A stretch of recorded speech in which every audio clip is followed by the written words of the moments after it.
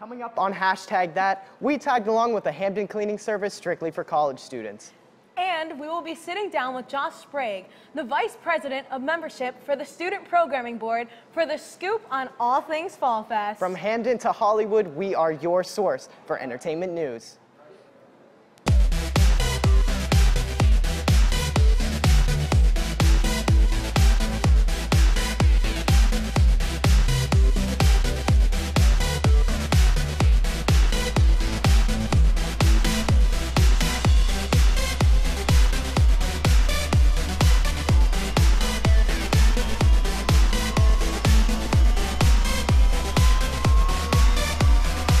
From Hampden to Hollywood, we are your source for entertainment news.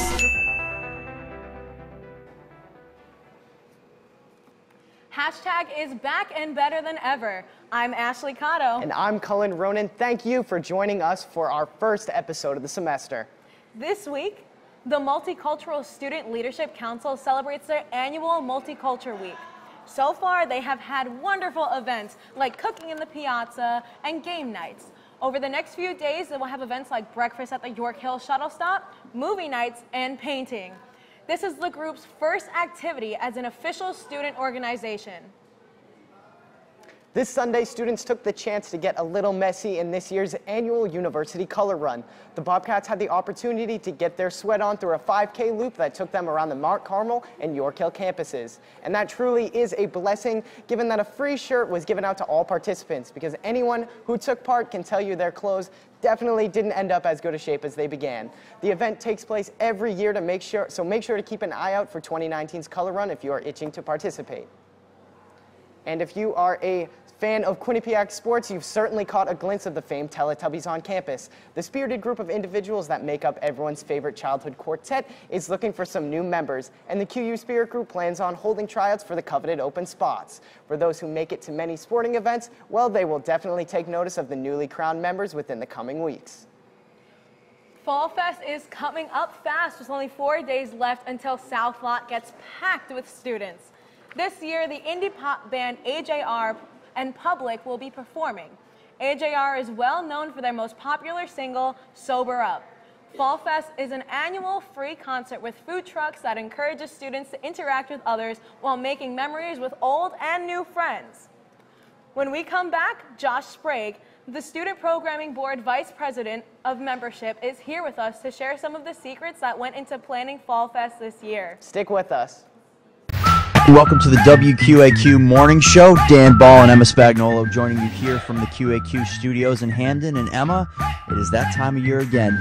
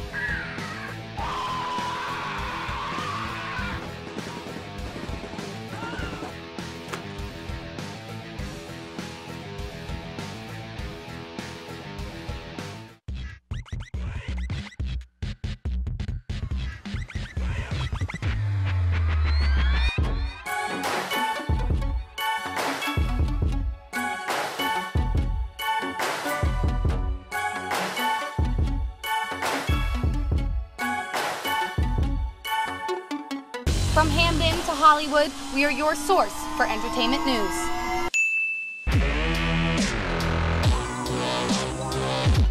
If you like debate, That's a converted relief pitcher making the start because it was a doubleheader.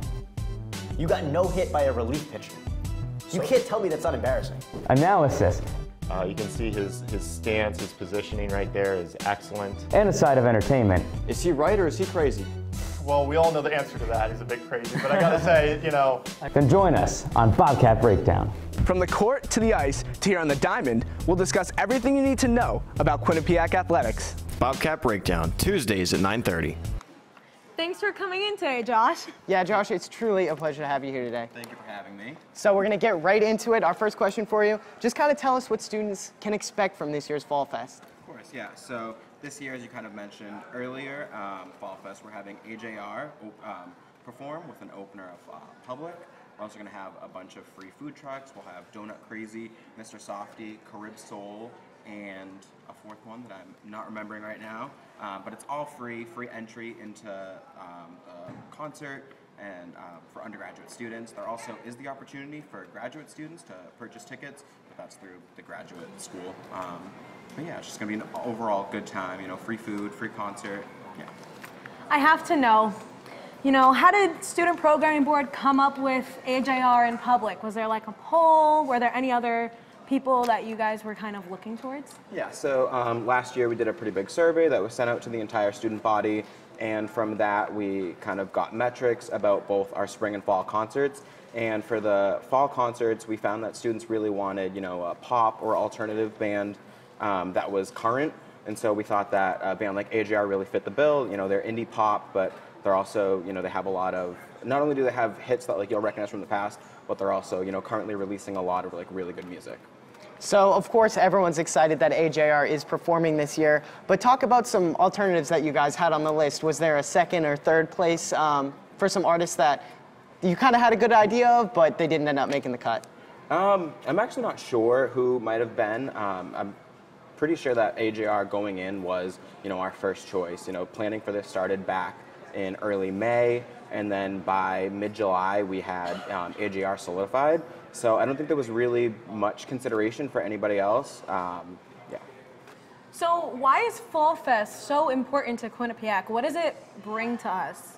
I think Fall Fest being so early in the year, it's a really great opportunity to kind of show students, especially new students, kind of the type of events and community that we have on campus. It's just an overall good time. Everybody's just out in South Lot, enjoying food, watching great bands perform. And so it's just kind of like a good time for everybody to kind of get together really early in the year and just see what the Quinnipiac community can really do.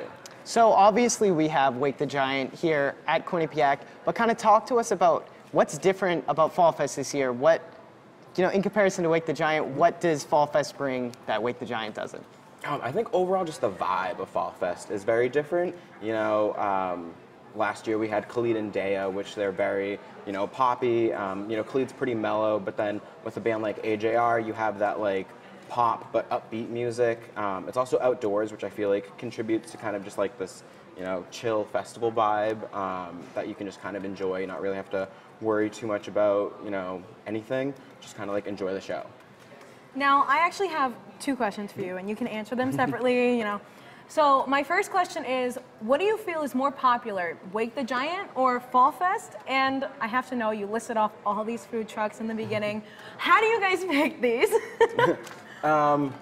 So for the first question, I think we kind of see more of a response towards Wake the Giant, just because it is more of a stereotypical concert. It's indoors, but there's seats. There's also the floor general admission option, and generally we have a larger portion of the budget contributed towards Wake the Giant, so we're able to do bigger names for that. So I think that's where you kind of see more of a reaction towards Wake the Giant. But then I do think Fall Fest is still very popular.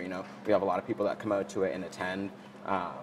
Yeah, and then for the second part of your question, or for your second question, we basically, there's a whole board of directors that are committed to programming all the different parts of Fall Fest and Wake the Giant, and one of those directors specifically oversees the different novelties and stuff like that that's brought. So they kind of, go through a list, they talk with other directors, the main stage chair, as well as members of the main stage committee, and just kind of brainstorm, find different ideas for what different food trucks or novelties students would want to see at the concerts. Okay. And Fall Fest is such a big event. Kind of walk us through how much work and how much preparation goes into setting this event up every year. Yeah, so with both Fall Fest and Wake the Giant, there's tons of preparation that goes into it. As I mentioned before, the preparation for Fall Fest started back in May. And then kind of like a timeline, mid-July was when we had AJR solidified. And then from there until now, there's still been kind of the planning of kind of sorting out those smaller details, like booking the food trucks, booking the stage company that we go through to set up the stage in South Lot, as well as like the security companies that we go through in addition to public safety to kind of make sure that things aren't getting out of hand day of show. Great. So going back to that whole, the vendors and all that, they obviously know us, they know you guys. What is the reaction that they give when you keep coming back? Like, do you guys have a good, what's the rapport? Do you guys have a good rapport? Thank you. There it is. There it is. I definitely say we have a good rapport with a lot of our like traditional vendors that we bring. This year we do have a couple that are kind of newer, but everybody at QU knows of Spuds pretty much, the potato truck, and we have a pretty good rapport with them. I know they're on campus earlier, and one of our e-board members actually was recognized by the Spuds truck guy, and they were kind of talking back and forth. So these vendors that we kind of work with frequently, we're able to build a rapport and kind of develop that relationship with them. And that's all we had for you, Josh. Thank you so much for stopping in and talking to us. No problem. Today. Thank you guys so much. And with so much happening on campus, it can be tough for students to have the time to stay neat and tidy. But Hamden's own half-ass cleaners are trying to help college students keep clean and organized. And Mike and Tina are quite the dynamic duo when it comes to straightening out even the messiest of college pads. Matt Fortin went along with them to their latest house call for one of their #1 customers. Let's see how it went.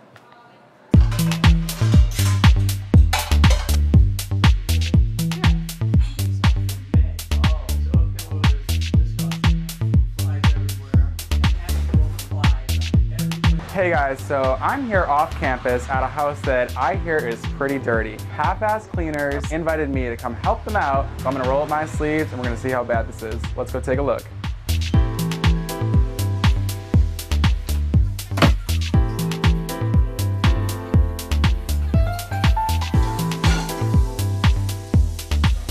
I'm here with Mike and Tina from Half-Ass Cleaners, and we are here to clean some houses today, right guys? Yep. Awesome. Like so we do every day. Where do we usually start? What's your first step? How do you manage? Our first step is we have a routine.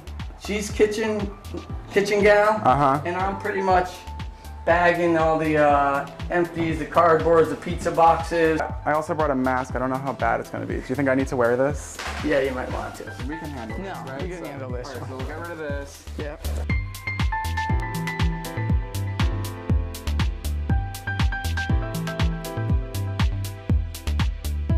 So like some of the moms will call me, thank you so much. Can you also clean the kid's comforter? Can I send you Tide Pods? He has a certain ones he likes. So they send them to us. We go to the house. We take the comforters. You're becoming the stand-in sheets. parents. Yeah, that's what we are. We're the stand-in parents. Everyone who can't see this marvelous Tommy on the edge of the room, the chandelier. There's some undergarments attached to it. You got a very nice touch, huh, Mike? You like that? Yeah, they're very nice. Yeah. I say, as long as I don't come in there one day and my wife's bra's up there, I'm good with it.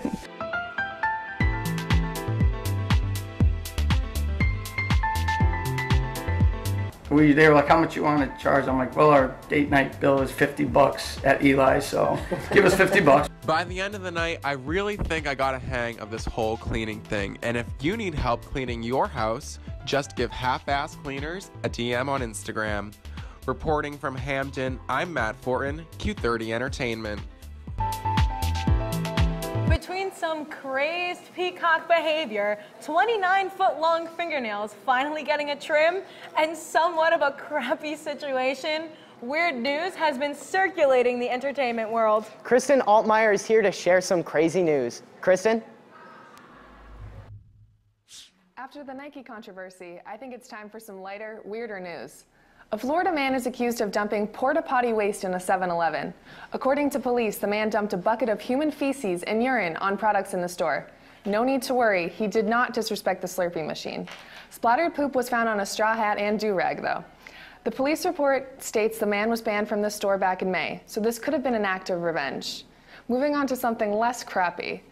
After 66 years, an Indian man decided to trim his Guinness Book of World Record length fingernails. Sridhar Chalal of Pune, India, had been growing his fingernails on his left hand since the age of 14. Prior to the trim, the now 82-year-old had grown his nails to 29 feet and 10 inches long. This was no normal manicure, as it was done by a doctor in New York with a handheld power grinder. The nails are now on display at Ripley's Believe It or Not Auditorium in Times Square for all those interested in seeing them. Lastly, something that does not have to do with things your body produces. Feral peacocks in Canada are attacking expensive cars at the sight of their reflection. The dark-colored cars give the peacocks the idea that it is another peacock in front of them, and then start to attack. The birds leave no part unharmed, covering the front, side, and rear panels, and then move to the other side of the car, said one resident. Aside from the vandalism, these birds' mating calls are ear-piercing. The report has no mention of removing the birds anytime soon. That's all I've got for your weird news today. Back to you guys. Thank you, Kristen. Now, those stories are sure to make a statement in the entertainment world, that's for sure. From weird news to Hollywood news, we have it all. Stay tuned because Taylor Sniffen is here to fill us in on all things Hollywood news.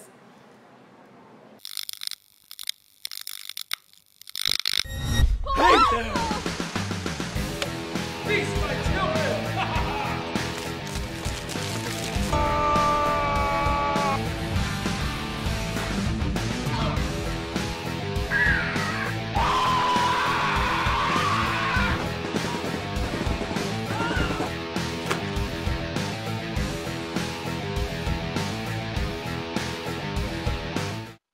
Hello, and tonight on Sandwich News, we will determine what makes a good sandwich and a bad sandwich.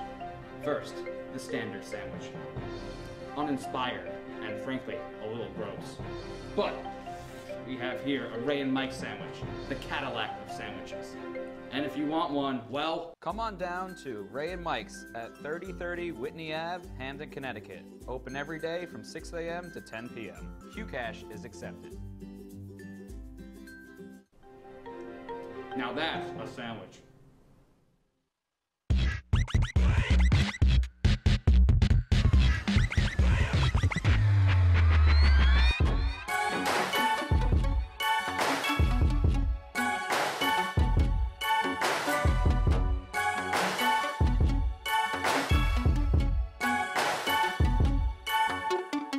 From Hamden to Hollywood, we are your source for entertainment news.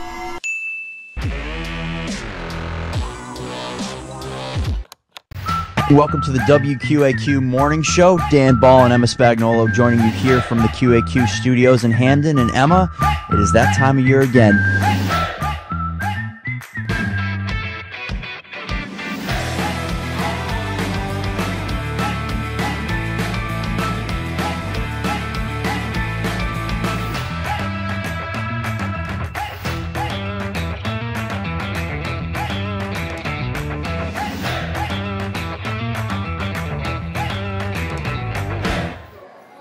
There is always something going on in Hollywood, but between a tragic death and a female icon fight, we have a lot to catch up on. I know.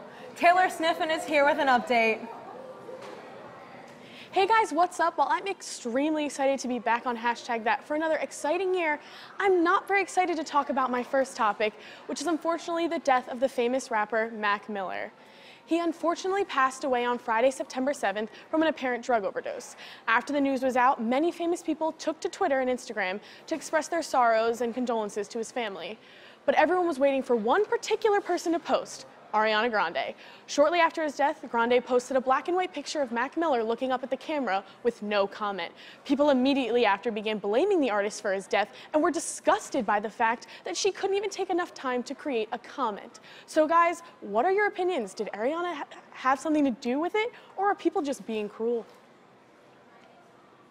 I don't know. It's a really tough scenario for both people involved. I know Mac Miller, his newest album, Swimming, just came out at the beginning of the month, and it was universally praised. And it's such a tragedy to see him pass away. But I kind of feel like the blame on Ariana Grande is a little unfair. It is, because, like, yes, they did break up, and it was 2 years, but it's not fair to pin somebody's death on, you know, somebody else. And maybe she, you know, couldn't, like, that's very shocking. Like, that'll really bring it to her, like, somebody to scold her for not making a comment. Maybe she wants to keep that side to herself. You know, there's people who need to know about that, and there's people who don't. And unfortunately, like, not all people need to know how that bothers. And Mac Miller's struggled with drug abuse his whole career. It's very well documented. So pinning her on something that we all know he's had, Right. you know, some issues with. It's a little unfair to me. Right, Taylor, what do you think? No, I 100% agree. The fact that anyone could even think that Ariana has anything to do with his death is absurd. I mean, and no comment, like, I put pictures up all the time with no comment. Maybe, again, she just had no words to say for his death. I mean, she was probably very devastated, just like many other people. So I'll say next up we have the big Nicki Minaj versus Cardi B fight that also took place on Friday at New York Fashion Week annual Harper Bazaar Icons party. Paparazzi and other partygoers said that as Minaj was leaving the party, Cardi B lunged at her because Minaj had made a comment about her parenting styles. For a while now, there have been stories of an ongoing feud between the two female rappers. Guys, what do you think? Is it real or is it all a ploy for more attention? So I kind of feel like it's not necessarily a ploy for attention, mostly because these are two very hot-headed, you know, female rappers. And like, I mean, if we're going for the stereotype, they're both from New York, and I mean, we're all pretty hot-headed. Basically explains it, yeah. But a big thing too was that somebody overheard the conversation, and they said that Nicki had been talking very badly about Cardi's mothering skills and how she wasn't going to be a good mother to Culture. And if that's the case, then, I mean, it shouldn't have obviously led to a fight, but I think I'd be a little angry if somebody was talking about the way that I was raising my kids. As ridiculous as this sounds, I've been following this, this feud between these two for basically the duration of the feud. I'm Team Cardi B on this one because I think the whole thing stems from Nicki Minaj being a little upset that Cardi B outsold her. Yeah. They both released albums this year, and obviously Cardi B is absolutely taking over the planet. And I think Nicki Minaj is a little jealous about it. So yeah. I think it stems from that, and I'm gonna say Team Cardi B on this one. I'm definitely Team Cardi. I really like the way that she is. She's very like blunt and honest. Like you don't really hear a lot about Nicki Minaj and her opinion on things, and usually it's her like smacking other people down. Like if this is true, then again, it's another thing of her smacking people down. Well, I love her music. It's not exactly fair to keep doing that, you know? Taylor, what about you? Unfortunately, I don't think I can pick a side because I don't like either of them. I think this whole thing is just absurd. But I would say that if anyone did criticize my parenting skills, I'd probably go after them, and I know I can be a hot-headed person, so I can see where Cardi B was coming from lunging at Nicki Minaj, but again, I think both need to take a step down and realize that they've got a lot of money, they're pretty famous, and the eye is always watching them, so like they need to be a little bit more normal in public. But my final story is on to some celebratory news. John Legend made history over the weekend by joining the EGOT Club. He has been awarded an Emmy, a Grammy, an Oscar, and a Tony. To date, only 15 people have achieved this honor. Legend is the first black man to have been added to the club, joining the likes of Whoopi Goldberg, Andrew Lloyd Webber, and Audrey Hepburn. So guys, what do you think? Who do you think deserves the EGOT the most? Which of these awards, and which of these awards do you think you would win?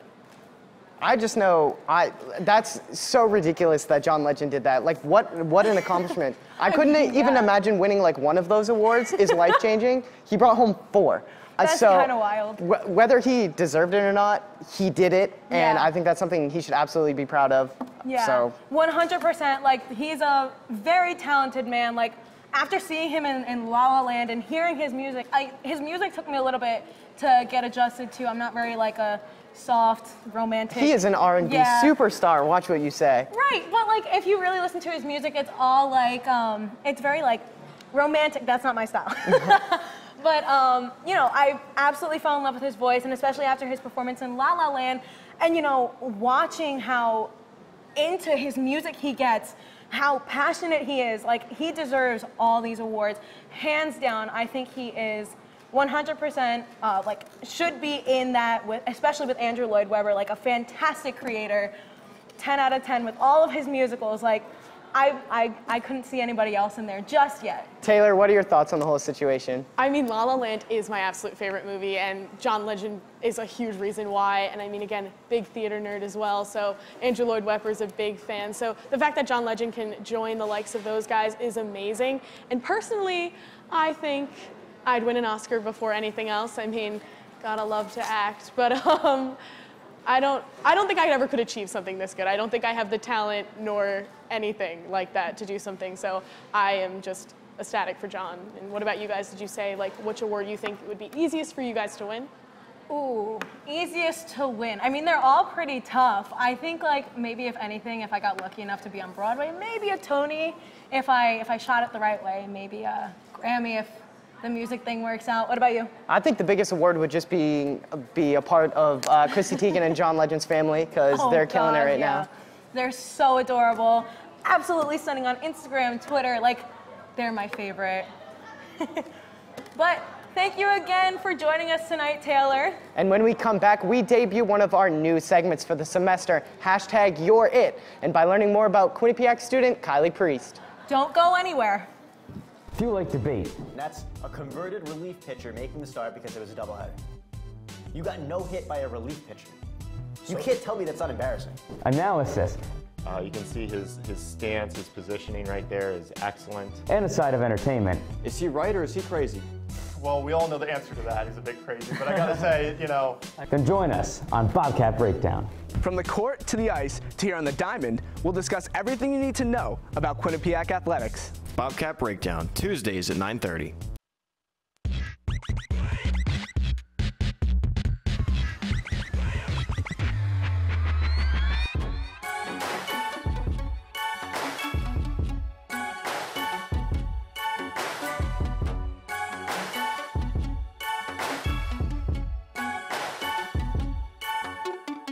From Hamden to Hollywood, we are your source for entertainment news.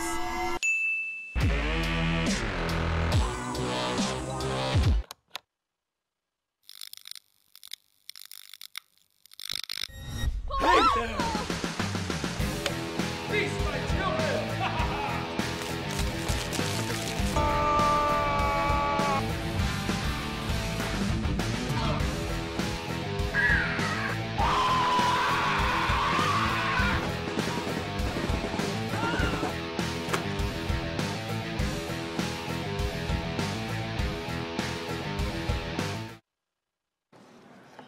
One of the new segments we will be doing this semester is called #YourIt. Each week, we will pick a student on campus to share their story with us.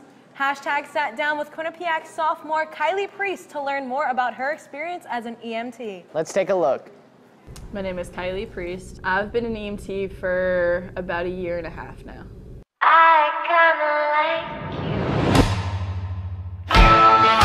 I started January of my senior year of high school, and I started because honestly I went to a Catholic school and we needed community service, so that's what kind of sparked the interest.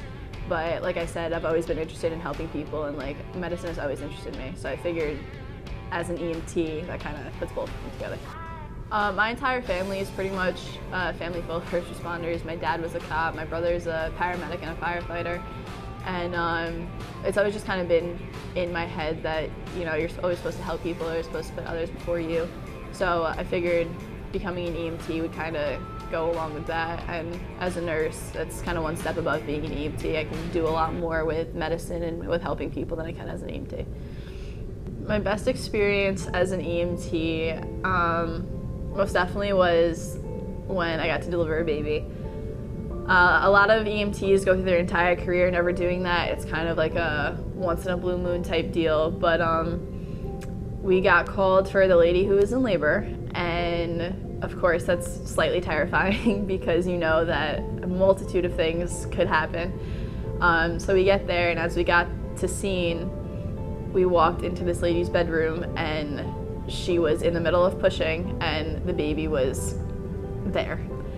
And it was kind of terrifying because it was my first time ever seeing anything like that happen, but it was also like words can't describe how amazing it truly was to see exactly how people come into this world and like be there for this. I got to actually clamp and cut the umbilical cord, and we wrapped the baby up and we wrapped mom up and we put them in the ambulance, took them to the hospital, and everything checked out okay. Baby was healthy, mom was healthy. But yeah, that was definitely the wildest and best experience that I've ever had on this job.